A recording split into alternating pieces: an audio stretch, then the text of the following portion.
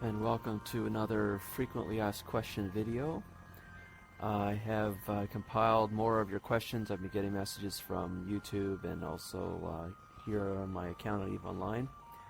And there's, I don't know, maybe about 15 or so. And I thought I would start with, someone asked me how to set up a, well, what's it called now? My videos have been getting a debate back and forth what the POS is called, so I did actually look it up, and it is called a player-owned Starbase, although apparently the Starbase is all of it, not just the center tower, but everything else that is anchored to it. Although still, to me, a Starbase or a station seems like it should be dockable, and it is not dockable, it's just a tower. So whatever, I don't care about the nomenclature, let's just get on with it. So I'm going to talk a little bit to begin about how to set it up. I'm going to actually do one. I found a planet, I found a moon I think is open. It's got some crap here that's been left sitting out. There's a bunch of missile batteries up here, medium pulse laser batteries. It says they're incapacitated. I've never seen that before. I don't know what that means. But there's no tower here.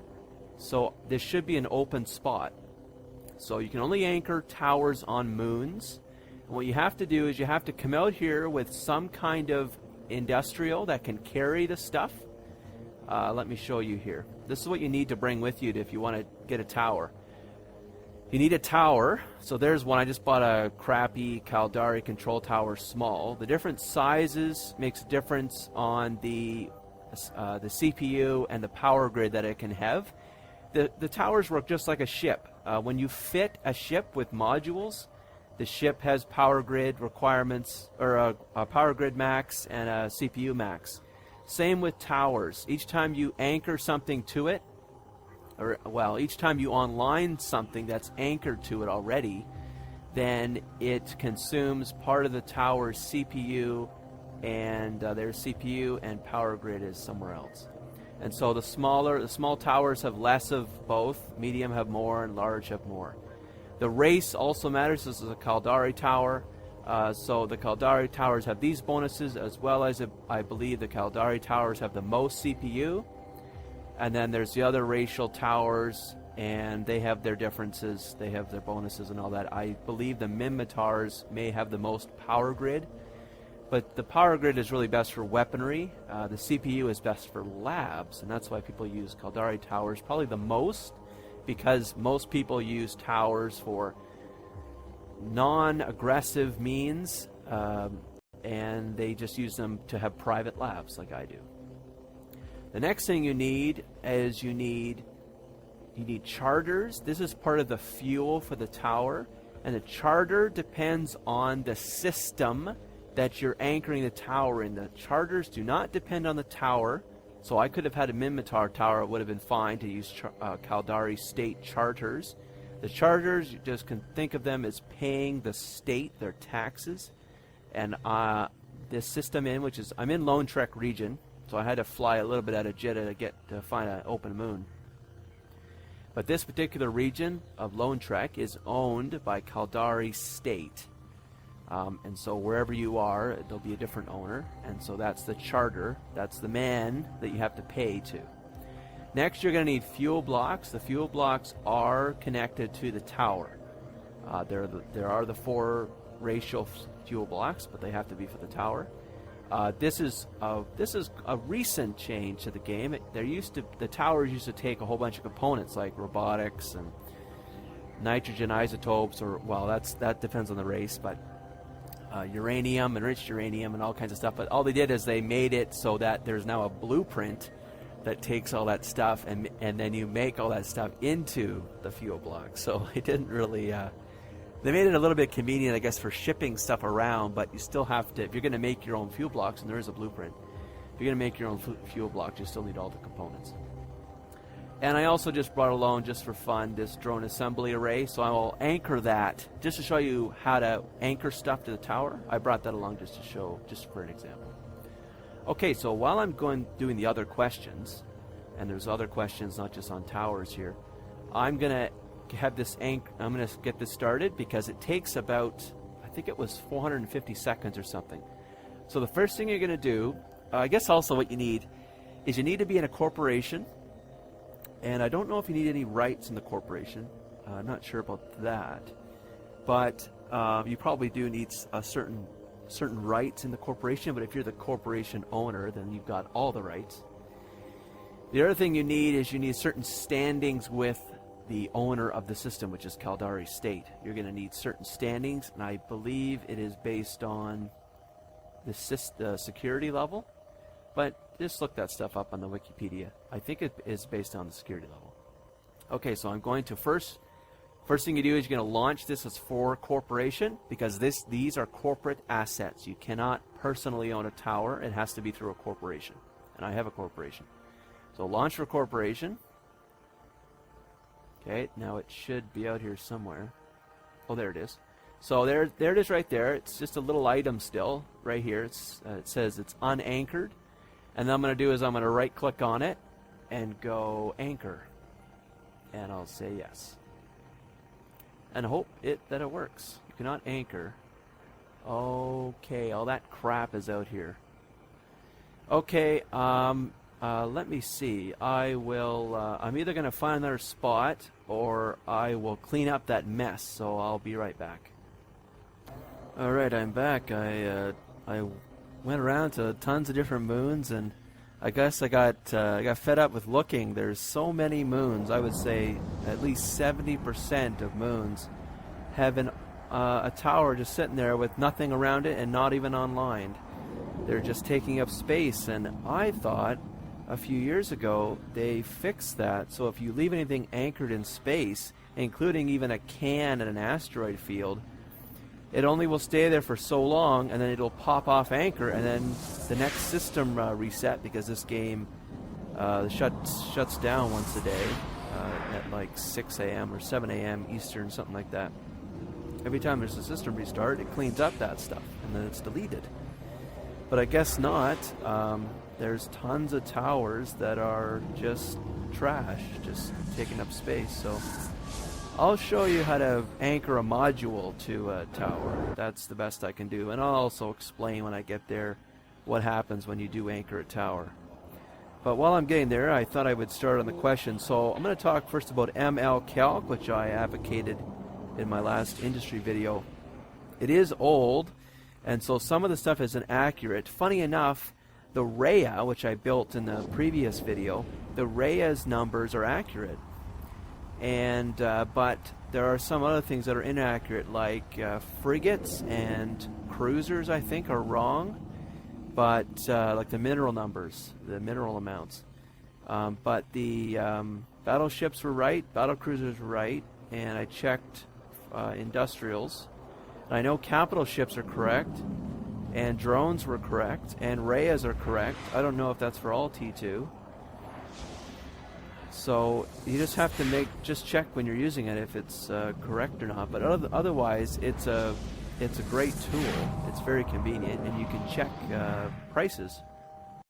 Someone asked me about what's my profit margin on the Rhea, and so I checked that off of MLCalc. Right now, Rheas are going for about 7.1, I think.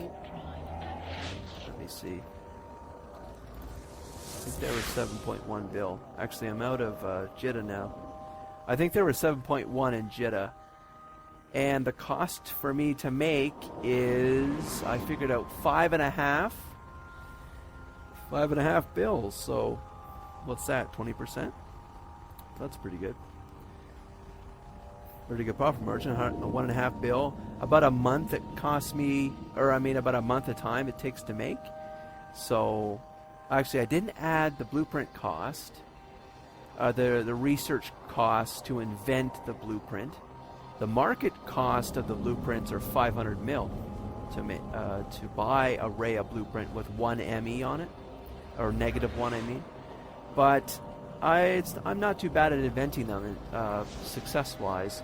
The data cores don't really cost much. It's the Charon blueprint that is about 100 mil. So let's say it cost me 2 chances.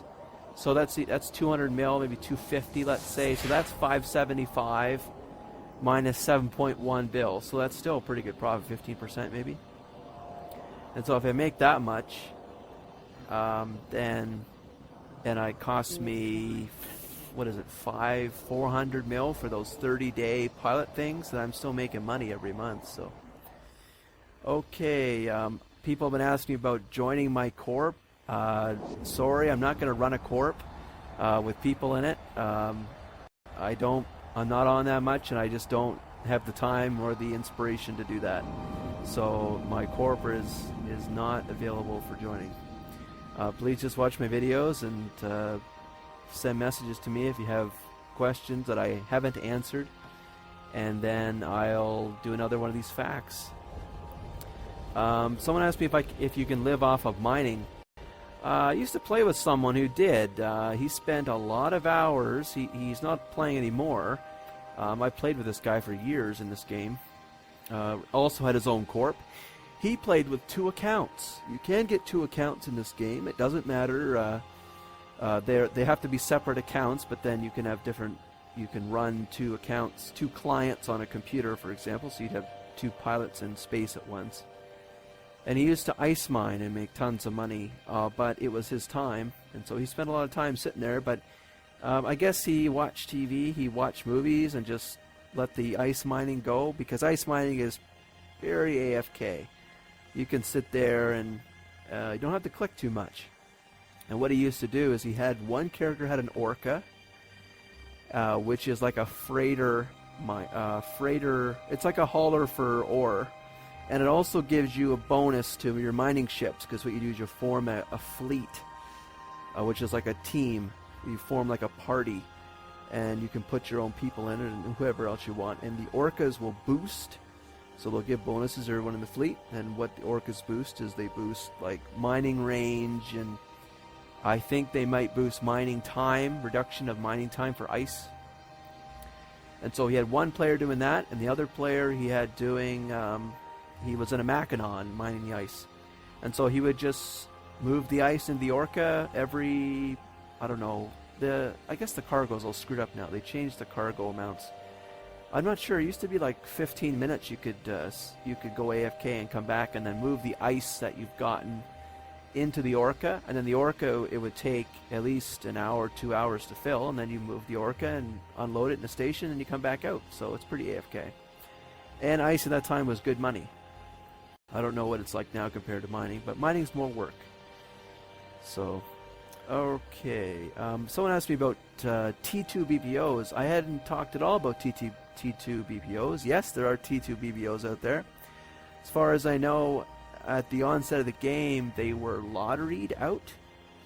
There's only a few. I don't know if there's 1 or 2 or 3 max of each T2 item. That's it.